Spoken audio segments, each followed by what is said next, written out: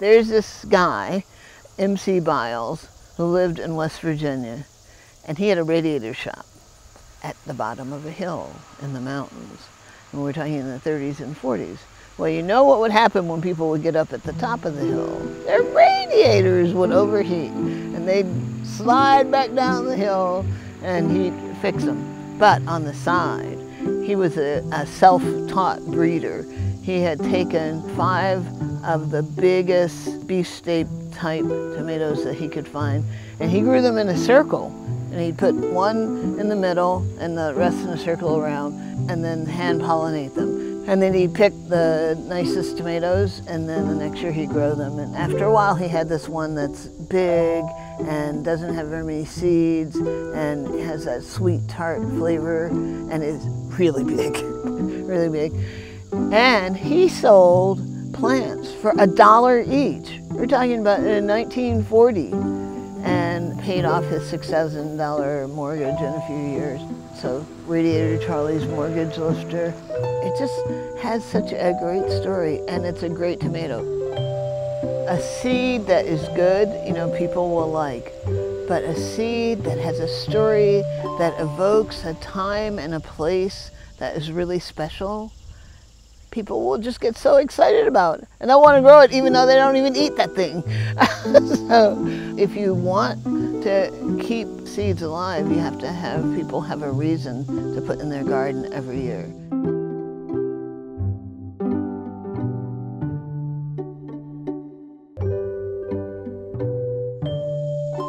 I'm Ira Wallace of Southern Exposure Seed Exchange, and we're here at Acorn Community Farm, the home of Southern Exposure. You know, it's kind of funny. I don't like to weed. When I was a kid, I didn't like it either. My grandmother's name was Estella Brown. Everybody called her Big Sister because she was like, take care of everybody in the neighborhood. We had sort of a double lot on the edge of Tampa, Florida. Having this big garden had its good points, and then it had its weeding points. That made me like think, I'm never gonna have a big garden like this because I hate weeding. But my grandmother died that year I went off to college, and 6 months later we're starting a student garden. I went to New College in Sarasota, Florida. I think I had the highest SAT scores of any black kid in Hillsborough County, and so they said, we want you to come. It was a new adventure in, you know, open education. At the time that I went there, it was a private college. It was like a revelation. People were protesting, you know, against the Vietnam War, and there were vegetarians, and I never knew about a women's movement. And all this stuff was just like churning around in this school. And I'm like, oh my goodness, it's all of this. But that's where I learned about communes. And I know that in the neighborhood that I lived, you needed more resources, and this idea of sharing resources so that you can do more with less appealed to me a lot. And without my grandmother being there, it's not like I wanted to go back there. I felt like, well, shoot, I'll go find some place that's different. You know, that's what I left chasing. Then I heard about Twin Oaks, and they were having a conference about communities. But I had a daughter by this time. Twin Oaks was reluctant to accept new families, but I met some other people there, and we started a commune in a place called Cedar Grove, North Carolina.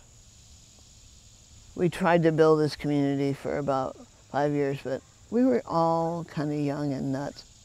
So I left there and went to a commune in Canada for 4.5 years.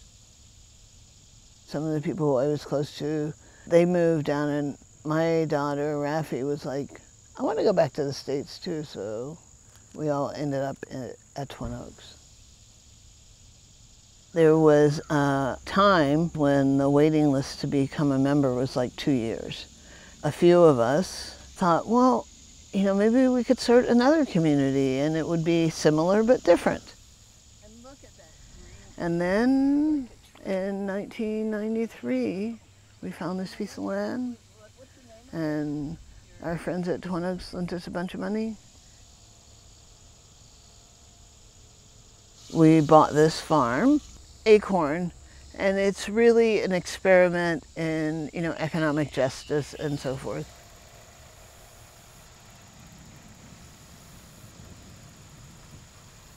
Acorn started separate from Southern Exposure. Southern Exposure was started by Jeff McCormick, sort of out of the movement that brought about the Seed Savers Exchange.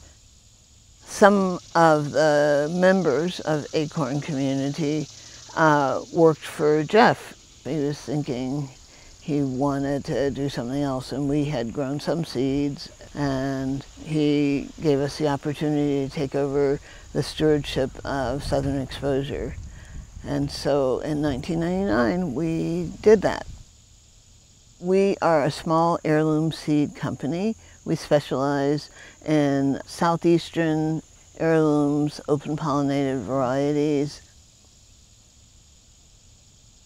And we like to give our customers information so they can save seeds if they so choose.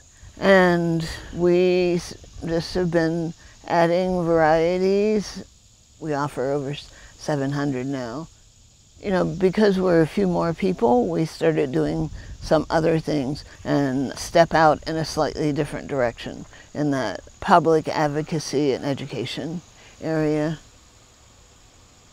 Seed saving is a basic thing. You let plants go through to their full maturity. And seed saving is simply gathering those when they're mature, drying them down low enough that they, will store and not get moldy, and then putting them somewhere cool and dry and planting them. The devil's in the details, however. It's interesting. I started saving herb and wildflower seeds and weird things when I was in college. But I didn't think of myself as a seed saver. It was more like I wanted these plants that I couldn't get the seeds to. Even though it was saving seeds before I thought of it as being a seed saver. Because I thought there were plenty of vegetable seed savers, but I realized that there are people saving seeds, and they're getting older, and another generation isn't doing that. And so instead of it just being passed down in families, there had to be other ways to, pass on our vegetable seed heritage.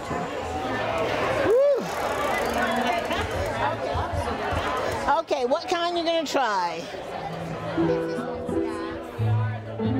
We know so little about the genetic diversity that exists within seeds. And that's also why we like to grow weird food, because we think that that should go beyond just having varieties of things that we are used to eating, but looking at more of the things that people can and do eat in this country and around the world, and thinking about, do we want to have a more diverse, amount of food crops that people are eating, period. And we want to keep those genetics, because we can't just create them out of